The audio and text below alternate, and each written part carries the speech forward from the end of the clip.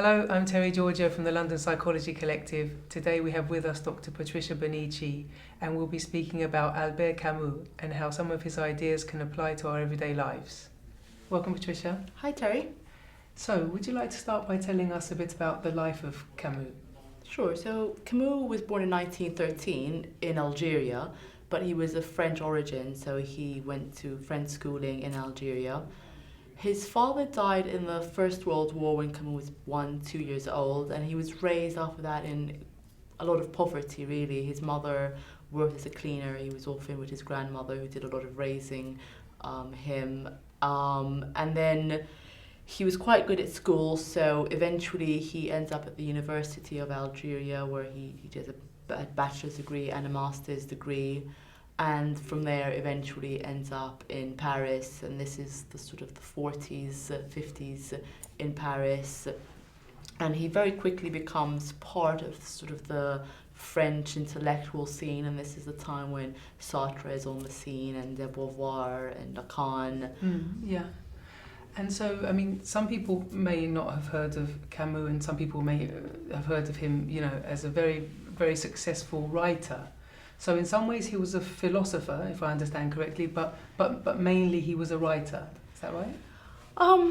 Yes, I think in a sense this might quite personify him, that he never really was one thing. So if you're kind of looking at a philosopher, he's often criticized for not being a philosopher because he says things, but he says them as if they are true without really building an argument for it, which is really not acceptable in philosophy. So you give a statement and then you kind of support your statement either through other philosophy or to really just building up a logical argument for why what you've just said is true. And Camus tends not to really do this. So Camus tends to just present the view and then he moves on. And again, then his novels aren't just sort of simple, easy novels, but there's a lot of philosophy in them. So he's writing stories which are quite enjoyable to read, but really beneath them there's also quite a lot of philosophy that really exemplifies a lot of his ideas, but in this literary format. So I guess he was both of them, really. And he's written some very, very successful books, as I understand it. One of his books is called The Outsider, or sometimes called The Stranger, and he won a Nobel Prize for this book, Nobel Prize for Literature, later in life. But he wrote it as one of his first books, and that's one of the most successful French books, I think. Yes, it's quite a well-known book, and as you said, it's often translated as The Outsider or The Stranger. I think The Outsider might be a more appropriate term because he's really talking about someone who's a foreigner, who doesn't really belong in the town. And some of his other quite popular books are The Rebel, The Plague, and in all of these ideas, he's really sort of looking at opposites and looking how two things are necessary, sort of two polarities are necessary, and there's something about living in the tension between those two things, which is what he talks about most of the time. So it's not about just really focusing narrowly on one thing, but really being open to see that there are other things. So could you talk us through some of the main themes that come up in these books and his philosophy in general? Sometimes Camus is kind of seen as an existentialist. He's often considered that, and even in his lifetime he was called an existentialist. And I think in many ways his views fit very well with existentialism, but Camus himself did not like this title. I don't know why. I suppose some of that might have to do with the fact that it was a title that Sartre had chosen, and he wasn't a very big fan at some point of that. But what he does talk a lot about is the absurd, and what he defines the absurd is, he thinks that human beings crave meaning. It's something that we really want. We want rationality. We want to have a goal. We want to have a plan. And maybe for a long time in our lives we think that this is what life is, it has some sort of meaning. But for him, he thought that at some point we will come to the realization that actually there is no meaning in life. The universe is just pure chaos, the universe is pure fate, pure chance. And this shocks us, this brings us to the realization that therefore life is meaningless. And of course, this might not really fit for someone who has religious beliefs, but Camus did not. So he would say that at this point in time that we realize that life is meaningless, what do we do? What is the only logical thing to do? And he said that we can have two different reactions. We can either choose sort of a leap of faith, as Kierkegaard would have called it, and choose to believe in something. That could be God, that could be science, that could be philosophy. So we create something around which we build a belief system, which is one way of living. But Camus said that this is a coward's way. This is an escape, really, from the emptiness and the meaninglessness that is there. And then another way then, so what do we have left? And he says suicide might come up as a question. So if there is no meaning, and if religion and philosophy and science isn't the answer, so is there any point to living? And he would have argued that this was the most basic philosophical question. And in short, his answer was that yes, life is worth living. So suicide was never the right answer. And then in his books, he goes on to explore, so what is this life that is worth living? What is the beauty of this life, which is, again, in this tension, this paradox, where it is both meaningless, but definitely worth living, where it's meaningless but important, meaningless but beautiful. And I think a lot of his writing really focuses on that. So if I understand correctly, there's something about this idea of the absurd that you're mentioning. And I think he said that life itself, so our lives, in a sense, are not absurd in themselves. And the world itself, like the natural world or the world, around us, that's not absurd in itself either. But when we try to impose our meaning, our belief system onto the world, those two things cannot fit together well. And he says there's an absurdity there in trying. So in a sense, to expect the world to adhere to our belief system, like the world should work like this, and oh look, it's not bringing me what I thought it would. Yeah. So it's not fitting with my belief system. Yeah. Something like so that? Exactly. So and that again brings us back to that place of the tension. So yeah, it's not the world that is absurd. The world has its own system, which is chaos. In his opinion, it has no meaning. There's no fate. It just happens. And then there's us, who are constantly seeking for meaning, which in itself is also not absurd. But when these two come together, that is when we are faced with the absurdity. But again, he believed that the two of them had to come together. It was in the same way that, you have night and day on their own. Neither of them had much meaning. It's when we lived in the tension between the two that we really gained meaning, and we really gained an understanding of who we are and what life is about. So he doesn't feel disheartened then by this idea that life might not have meaning.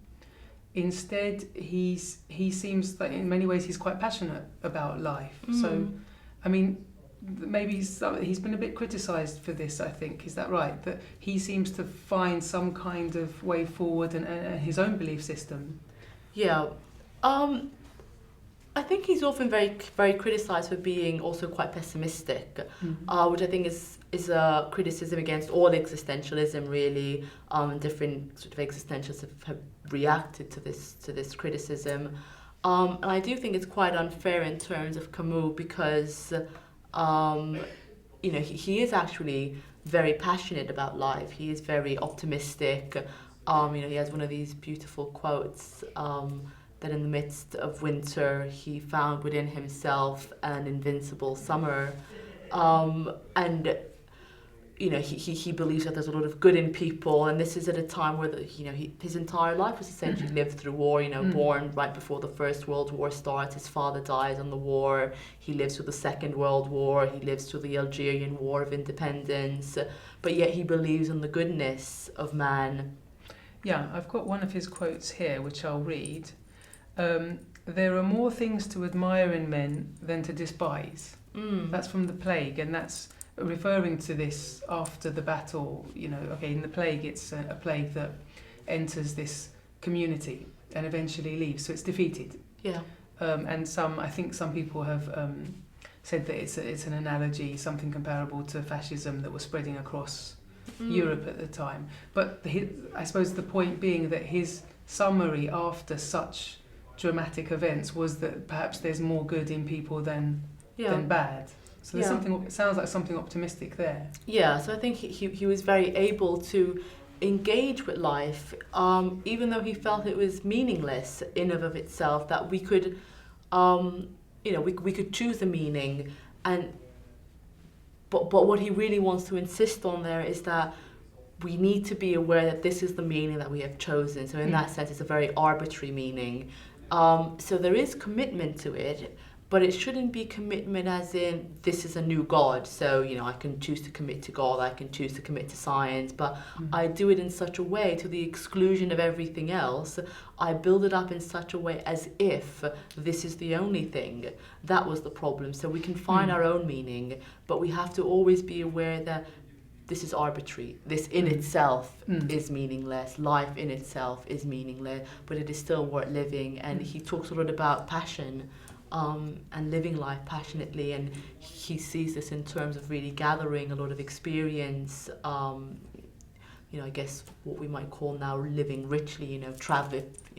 Traveling, trying new things, eating new foods, and this is what gave life meaning. To live it with passion, to live it with freedom, where I know I always have a choice. And I think he would also have added revolt, which I guess fitted very much within the political ideas of the time between the 40s and 60s, when he did most of his writing, where it was a time of revolt and protest and revolution. So to also stand up for what we believe in and fight for what we think is best. So there's the theme there you're mentioning there of revolt.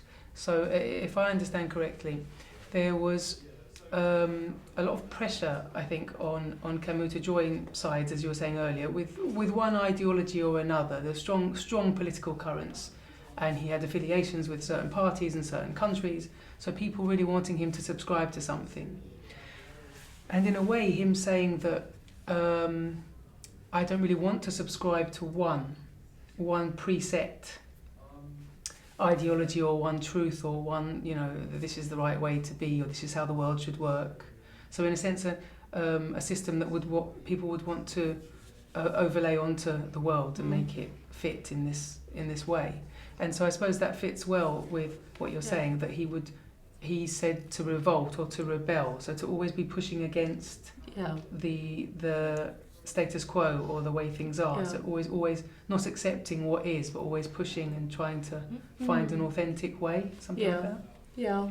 Yeah, so I think that was very important for the making of choices, individual choices, freely chosen choices in that sense, and then to live out those choices passionately rather than this is communism, for instance, and this is the rules, this is what we all do, and this is where you have to fit in, this is your box, and this is what you do.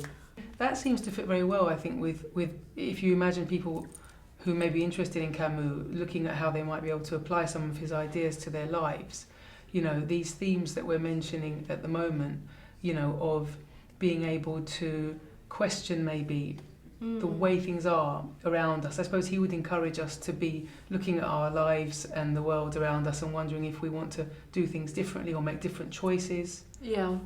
We might not want to do the same thing over and over again or conform too much to the way things are. Yeah, and I think that there's something very powerful about him where he talks about us kind of really accepting that there is hardship, So again, there are these elements, this sort of darkness in there that yes, life isn't easy, that most of the time life is quite hard. And he talks, for example, about the myth of Sisyphus who's rolling the stone up the mountain. There's a punishment by the gods. As soon as he gets to the top of the mountain, it rolls down again, and Sisyphus will start over again. And he will do this for all of eternity. And he sees him as the sort of pure, absurd hero because Sisyphus does not despair of this. Sisyphus says, okay, this is what I will do. I will roll the stone up in full knowledge that it will roll back down. I will not kill myself. I will not give this pleasure to the gods. And he says that we should imagine him happy. And I think, that might really apply to everyday life, that most of us have routines. We get up, we go to work, we come home, we repeat this. We might have to do this for 40 years of our lives, endlessly repeating the same routine. And there might be an element of despair in that. What's the meaning of this? What's the point? Why do I bother?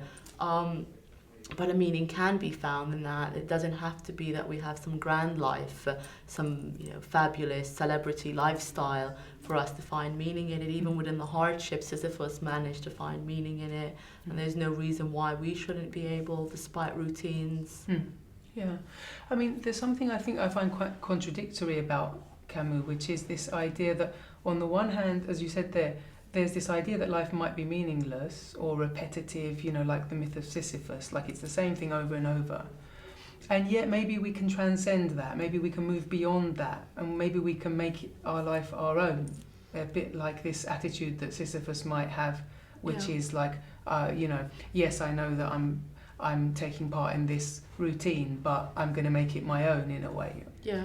And Camus seems himself to have really lived more passionately than that. So it doesn't seem like it's simply that he accepted that life was absurd. I mean, he had his own ideas about, he was a humanist and compassion for all people. He seemed to have a great deal of empathy and compassion and solidarity with others. And so he kind of had his own set of values, Yeah, and I think, again, philosophically, he has been criticised of, do his ideas really make sense? If he says A and then he says B, how well do these two ideas fit together? And I think, within that, with you said the myth of Sisyphus, because he's just spent the first part of, that he has a book called The Myth of Sisyphus, and he's just spent the first two essays talking about sort of the evil of transcendence. He's saying, all these other philosophers, and he goes through a list of them, came to absurdity, saw absurdity, and then they quit. They found something to transcend absurdity. So he finds a problem with transcendence itself, yet how is it different what he's saying about Sisyphus? Is Sisyphus in a way not transcending? Is that the implication that he's giving? Because I guess on the surface it seems that is what Sisyphus does. He claims the sort of mission as his own. He says he can do it, he will do it happily, he will not be defeated by this. So hasn't he in a sense transcended the drudgery of the task that he has to do for eternity? And if he has, then what was Camus' argument against people that he mentions like Kierkegaard and Husserl and the complaints that he's lodged against them? So I think again it comes back to the point of, is he philosophically sound? Is he a good philosopher, or is he just a great writer who put philosophical ideas into his writing, who wrote very passionately, who wrote very beautifully, but maybe philosophically there wasn't really much ground to stand on. Yeah, I mean, in a way, in some ways I find that quite, heartening about Camus, actually, that he wasn't really perfect, was he? And so many people love his work, like The Outsider being so popular,